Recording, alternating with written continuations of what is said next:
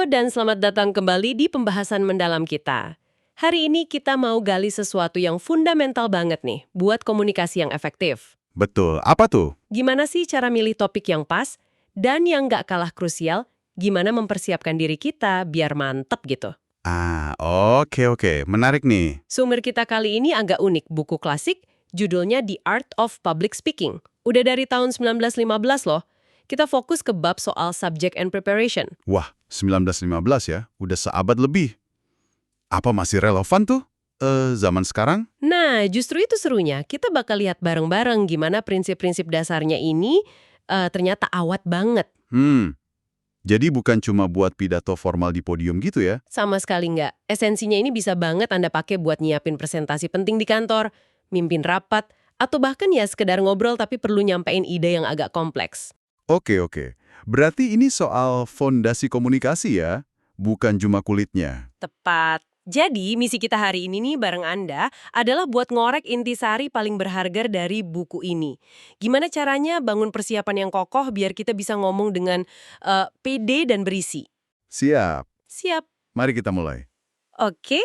Yang pertama mungkin perlu digarisbawahi ya, dari buku ini tuh penekanannya dari awal udah kuat banget. Gimana tuh? Jadi suksesnya public speaking itu menurut buku ini bukan soal teknik polesan luar aja, tapi sumbernya tuh dari dalam, dari apa yang emang ada di diri pembicara. Maksudnya gimana tuh dari dalam? Ya persiapan yang sejati itu istilahnya pengembangan diri. Kita mastiin dulu, kita tuh beneran punya sesuatu yang berharga buat disampaikan.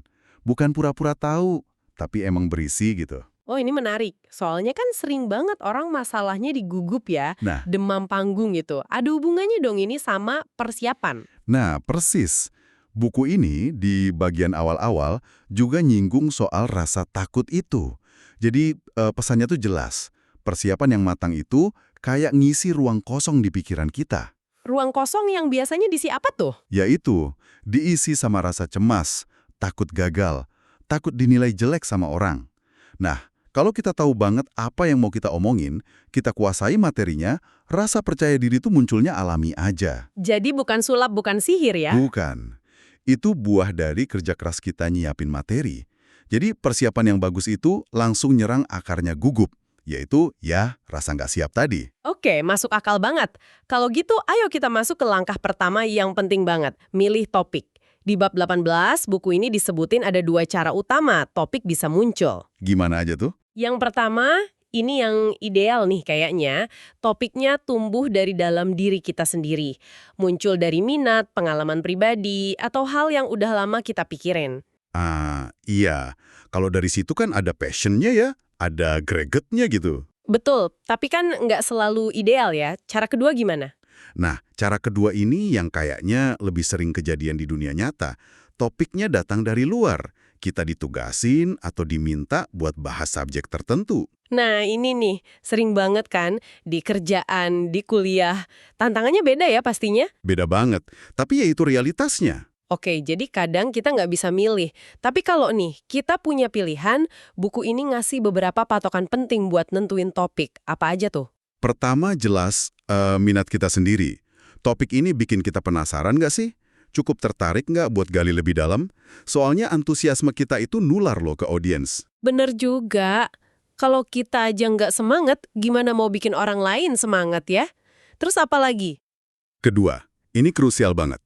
Audiens. Siapa nanti yang dengerin? Latar belakangnya apa? Udah tahu seberapa jauh soal topik ini? Apa yang kira-kira nyambung atau menarik buat mereka? Topik sehebat apapun kalau nggak klik sama pendengar ya, percuma juga. Harus relevan sama mereka ya? Harus. Ketiga, konteks acaranya. Ini mau ngomong di mana? Presentasi formal depan ahli? Atau sesi sharing santai? Atau pidato motivasi?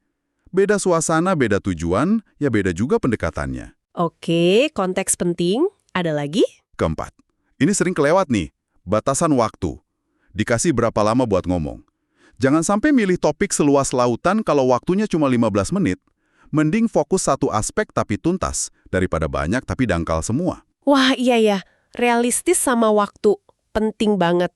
Terakhir? Terakhir, coba pikirin juga ketersediaan materi. Kira-kira gampang nggak nyari info, data, atau contoh yang bagus buat dukung topik ini? Jangan sampai milih topik keren, tapi bahannya susah banget dicari. Oke, jadi lengkap ya pertimbangannya, minat kita, audiensnya, acaranya, waktunya, sama bahannya ada atau enggak. Betul. Jadi milih topik itu bukan sekedar, gue mau ngomongin ini Tapi ini langkah strategis pertama yang penting banget. Fondasi awal komunikasi efektif ya berarti. Milihnya harus pakai pertimbangan tadi. Persis.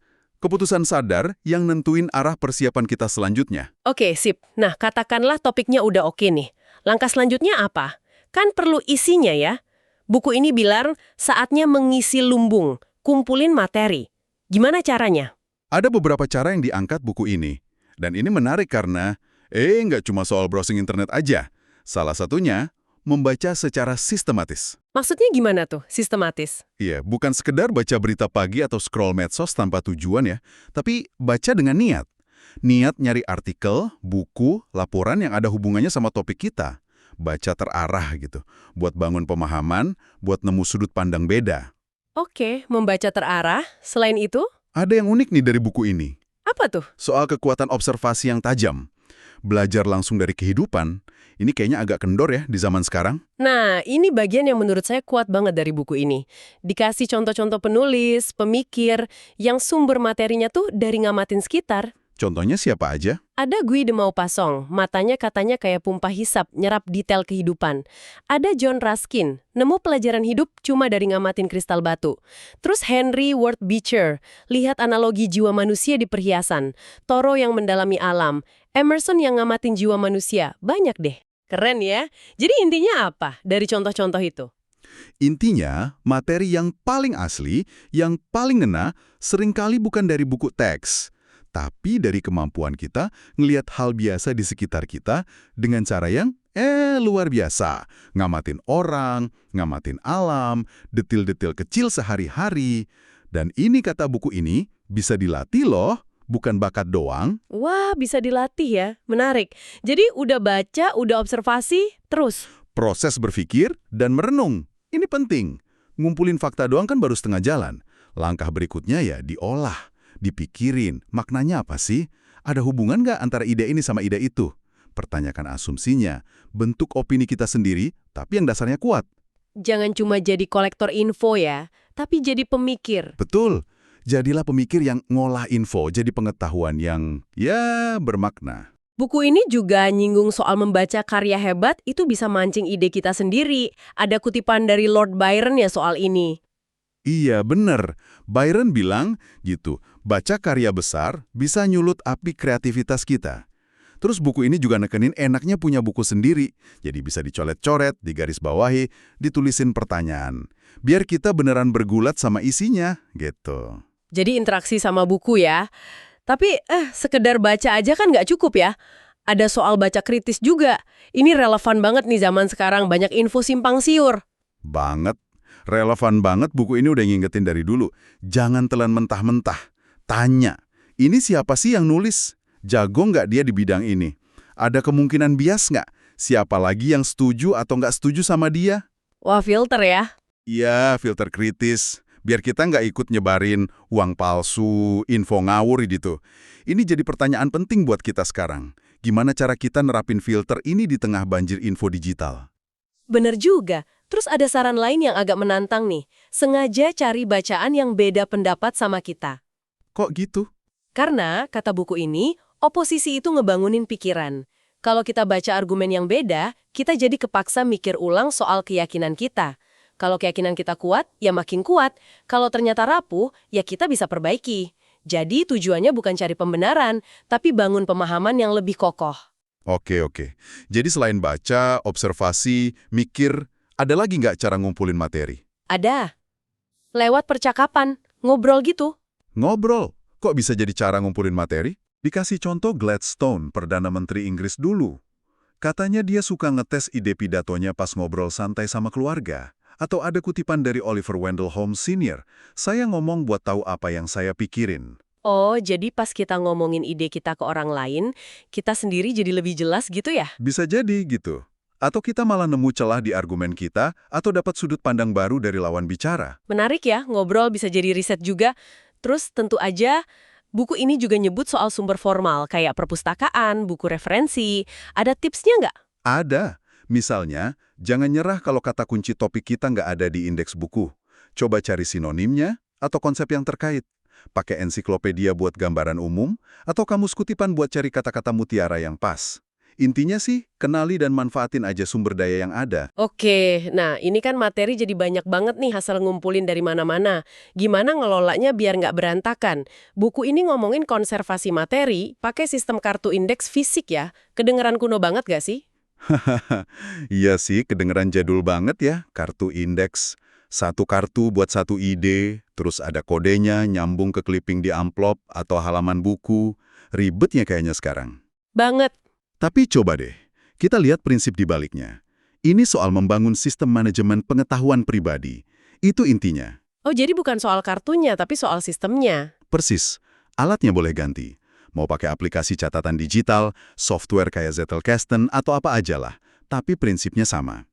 Gimana caranya kita secara sistematis nangkep ide bagus, ngatur biar rapi, dan gampang diambil lagi pas butuh. Kalau nggak ada sistem, ya numpuk ada jadi sampah digital nanti. Jadi sistem ini kayak infrastruktur buat mikir kita ya? Nah, bisa dibilang gitu. Infrastruktur buat pengetahuan kita. Oke. Tapi seringnya nih masalahnya bukan kurang bahan, tapi kurang waktu buat nyiapin. Pasti banyak yang ngerasa gitu. Gimana buku ini nanggepin alasan klasik nggak punya waktu? Wah, buku ini nantang banget soal ini. Dikasih contoh tokoh-tokoh sejarah yang nyuri-nyuri waktu. Ada Daniel Webster. Katanya belajar sambil kerja di pabrik gergaji. Serius? Iya. Terus Patrick Henry, manfaatin waktu berenung di alam. Dr. Russell Conwell, ngapalin karya sastra sambil jaga malam. Pesannya tuh jelas, waktu luang tuh ada kok, walau mungkin kecil-kecil, asal niat nyarinya. Tapi itu kan tokoh hebat ya. Buat kita-kita orang biasa, ada saran praktisnya nggak? Ada. Misalnya, selalu bawa bahan bacaan ringan yang nyambung sama topik kita. Bisa buku saku, artikel printan, atau ya file di HP lah kalau sekarang. Terus, manfaatin waktu-waktu sela. Waktu sewaktu pria gimana? Ya pas di angkutan umum, pas nunggu antrian, pas beberapa menit sebelum tidur. Jangan remehin kekuatan ngumpulin waktu-waktu kecil ini. Sedikit-sedikit, lama-lama jadi bukit. Iya. Jadi nggak harus nunggu ada waktu luang satu blok panjang gitu ya. Bisa dicicil. Betul. Kuncinya disiplin aja, manfaatin momen-momen singkat itu. Oke, ini solusi bagus buat yang ngerasa sibuk banget. Nah, setelah materi kekumpul, waktu juga udah diusahain ada. Langkah berikutnya apa nih? Katanya soal organisasi ya. Buku ini nekenin banget soal bikin kerangka atau outline. Kenapa sih ini penting banget? Penting banget. Kerangka ini kayak cetak biru buat omongan kita. Manfaatnya banyak. Pertama, bikin kita mikir runut, logis. Biar nggak loncat-loncat gitu ya. Ya. Kedua, mastiin semua poin penting kebahas, nggak ada yang kelewat. Ketiga, ini bantu banget buat ngingat pas kita ngomong nanti. Apalagi kalau kita tujuannya ngomong extempore, jadi ngomong pakai panduan kerangka, bukan ngapalin teks plek-ketiplek. Buku ini ngasih contoh kerangkanya juga kan? Kayak pidato, apakah Amerika Serikat negara Kristen itu? Benar, contoh itu nunjukin gimana ide besar dipecah jadi poin utama, terus tiap poin utama didukung lagi sama subpoin, sama bukti atau contoh, jadi argumennya rapi. Terstruktur, gampang diikutin sama yang bener. Terus ada tips visual juga ya di kerangka itu, walau ini zaman sebelum ada PowerPoint. Iya, lucu juga sih tipsnya. Disuruh pakai tanda visual di kerangka kita, misalnya garis bawah tebal buat poin utama, lingkaran merah buat kutipan penting, kotak buat data statistik. Tujuannya apa tuh? Biar mata kita cepet nemuin info penting pas lagi ngelirik catatan waktu ngomong. Kan kalau tulisannya sama semua, susah nyarinya cepet-cepet. Prinsip visualisasi ini sebenarnya masih relevan kok. Mau catatannya di kertas atau di tablet. Oke, jadi kerangka itu penting banget buat struktur dan ingatan. Nah, sekarang gimana kalau situasinya emang mengharuskan kita nulis naskah lengkap? Kan kadang ada ya kondisi gitu, walaupun tadi dibilang buku ini lebih suka ekstempor. Ya, kadang nggak bisa dihindari ya naskah lengkap. Buku ini ngasih 2 langkah penting nih. Pertama, tulis pas lagi panas. Maksudnya panas? Pas ide lagi ngalir deras, semangat lagi tinggi, tuangin aja semua ke tulisan. Nggak usah terlalu pusing dulu soal tata bahasa, pilihan kata, kalimatnya udah bagus apa belum, pokoknya keluarin aja dulu semua isi kepala. Jadi kayak brainstorming tapi dalam bentuk tulisan ya? Kurang lebih gitu, ekspresif aja dulu. Nah, kalau udah selesai draft pertama, terus gimana? Nah, langkah kedua, revisi pas udah dingin pakai mata kritis. Kasih jeda waktu dikit, terus baca lagi tulisan kita. Tapi bacanya seolah-olah kita ini orang lain, editor gitu. Diedit sendiri gitu ya? Apa aja yang dicek? Cek alur logikanya bener nggak, kalimatnya ada yang aneh nggak, pilihan katanya udah pas dan kuat belum, argumennya didukung bukti nggak. Intinya, jadi kritikus paling pedes buat tulisan kita sendiri. Jadi prosesnya 2 tahap ya. Ekspresi bebas dulu, baru analisis tajam. Betul, katanya cara ini efektif buat bikin naskah yang isinya kuat, tapi tetap kerasa hidup nggak kaku. Oke, masuk akal. Nah, semua langkah ini, dari milih topik, ngumpulin bahan, ngatur pakai kerangka, manfaatin waktu, sampai nulis, dan revisi kalau perlu, ujung-ujungnya kan buat satu hal penting ya, yang disebut di bab lain buku ini. Membangun reserve power. Kekuatan cadangan. Apa sih maksudnya? Reserve power, kedengerannya keren. Apa tuh? Itu perasaan sekaligus kenyataan bahwa kita tuh tahu lebih banyak soal topik itu daripada yang kita sampaikan. Kita nggak datang ke medan perang komunikasi ini dengan persiapan mepet, tangki bensin kosong gitu. Oh, jadi kita punya bekal lebih ya? Iya, persiapan mendalam ini ngasih kita fondasi yang kuat, rasa aman, jadi kita lebih fleksibel juga kalau ada pertanyaan atau situasi tak terduga. Nah inilah sumber PD yang sejati. PD yang datang dari penguasaan materi, bukan cuma dari teknik ngomong yang dipoles. Kita tahu di dalam diri kita punya sesuatu yang berharga buat dibagi. Wah, dalam juga ya maknanya. Oke deh, kayaknya udah banyak banget nih yang kita gali. Coba kita rangkum sedikit ya intisarinya dari pembahasan kita soal persiapan menurut The Art of Public Speaking ini. Pertama, jelas banget persiapan mendalam itu segalanya. Dimulai dari bangun isi diri. Betul. Kedua, milih topik itu langkah strategis. Harus sadar milihnya. Pertimbangin minat kita, audiens, konteks, waktu, sama ketersediaan bahan. Jangan asal comot. Ketiga, kumpulin materi jangan dari satu sumber aja. Baca yang sistematis dan kritis, amati dunia sekitar dengan tajam, luangin waktu buat mikir dan ngerenung, terus manfaatin juga obrolan buat memperjelas ide. Keempat, jangan sepelekan kekuatan organisasi. Bikin kerangka atau outline itu wajib hukumnya. Biar runut, lengkap, dan bantu ingatan pas ngomong. Wah gimana? Intinya, persiapan itu bukan beban. Anggap aja investasi cerdas. Investasi buat bikin komunikasi kita lebih ngena, bangun PD yang asli dari dalam, dan ujung-ujungnya kita sendiri juga puaskan kalau berhasil nyampein sesuatu dengan baik. Bener banget, ada kepuasan tersendiri ya. Nah, sebagai penutup nih, mungkin ada satu hal buat direnungkan bareng-bareng. Sumber kita ini kan dari 1915 ya, metodenya kayak kartu indeks fisik gitu. Jelas teknologinya udah beda jauh banget sama sekarang. Iya, udah ada gadget, internet, macem-macem. Tapi coba deh pikirin lagi prinsip dasarnya. Nanggep ide bagus, ngatur pengetahuan secara sistematis, terus bisa ngakses lagi pas dibutuhin.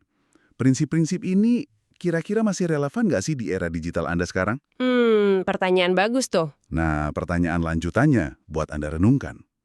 Gimana caranya Anda nerapin esensi prinsip-prinsip abadi ini pakai alat dan cara kerja modern Anda? Udah punya belum sistem manajemen pengetahuan pribadi yang efektif buat mastiin Anda selalu siap tempur dengan amunisi intelektual yang pas, kapanpun tantangan komunikasi itu datang? Wah, itu pertanyaan reflektif yang keren banget buat dibawa pulang. Terima kasih banyak ya udah berbagi wawasan dari buku klasik ini. Sama-sama, semoga bermanfaat ya. Dan terima kasih juga buat Anda yang udah menyimak pembahasan mendalam kita kali ini.